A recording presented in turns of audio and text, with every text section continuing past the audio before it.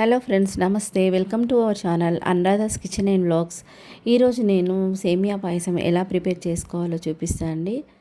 అది కూడా ఈ సేమియా పాయసం అస్సలు తొందరగా చిక్కబడదు. అసలు సాయంత్రం వరకు అయినా కూడా మనం మార్నింగ్ చేస్తే ఎన్ని గంటలైనా మంచిగా చిక్కబడని పాయసం ఎలా ప్రిపేర్ చేసుకోవాలో చూద్దాం. దానికోసం ప్యాన్ పెట్టుకొని ఒక 2 స్పూన్ల నెయ్యి వేసాను. వేసి ఇక్కడ ముందుగా డ్రై ఫ్రూట్స్ అన్నీ కూడా వేయించి పెట్టుకోవాలి. మన దగ్గర ఏవి ఉంటే అవి నేను ఇక్కడ కొన్ని బాదం, కిస్మిస్ అలా అన్నీ వేసుకొని మంచిగా నెయ్యిలో మంచిగా వేయించి పక్కన పెట్టుకోవాలి.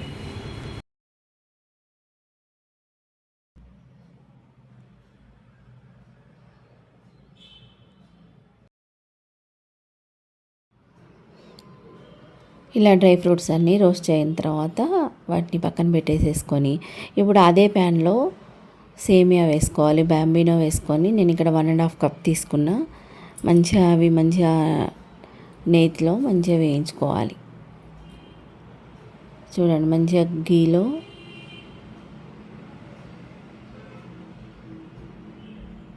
రోస్ట్ చేసేసుకొని మంచిగా గోల్డెన్ బ్రౌన్ వచ్చే వరకు రోస్ట్ చేసుకోవాలి.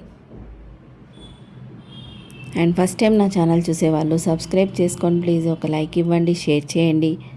పక్కనే ఉన్న బెల్ ఐకాన్ని ప్రెస్ చేస్తే నేను పెట్టే వీడియోస్ అన్ని నోటిఫికేషన్ రూపంలో వస్తాయి. చూడండి, ఇలా గోల్డెన్ బ్రౌన్ వచ్చే వరకు మంచిగా వేయించుకోవాలి వీటిని.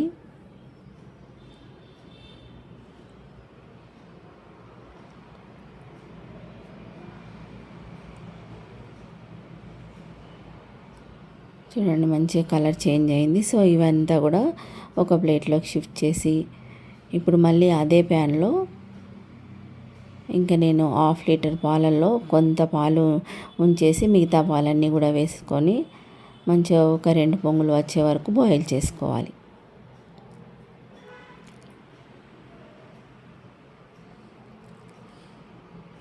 సింపుల్గా ఈజీగా చేసేసుకోవచ్చండి. మంచిగా పిల్లలకి ఈవినింగ్ రాగానే కూడా ఇవ్వచ్చు. ఇలా ఇక్కడ మనం 1.5 కప్పు బ్యాంబినో తీసుకున్నాం కాబట్టి నేను ఇక్కడ 1.5 కప్పు షుగర్ వేస్తున్నాను.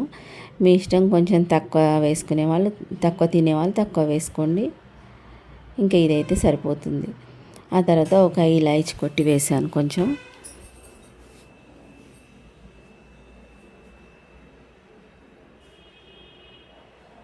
ఇంకా షుగర్ వేసేసరికి కొంచెం పాలు పలచబడిపోతాయి. సో చూడండి ఇలా. ఆ తర్వాత మిగతా మనం పక్కన పెట్టుకున్న పాలు వేసుకుంటే సరిపోతుంది. ఇప్పుడు దీంట్లోనే రోస్ట్ చేసుకున్న సేమియాను వేసుకోవాలి. వేసుకొని కలపకుండా అలా కాసేపు ఉంచి ఆ తర్వాత డ్రై ఫ్రూట్స్ అవన్నీ కూడా యాడ్ చేసుకొని మంచిగా కలుపుకోవాలి. చూడండి, ఇలా అయితే ఎంతసేపు అయినా కూడా అసలు అంటుకోకుండా మంచిగా ఉంటుంది పాయసం. అండ్ చాలా టేస్టీగా వస్తుంది ఇది.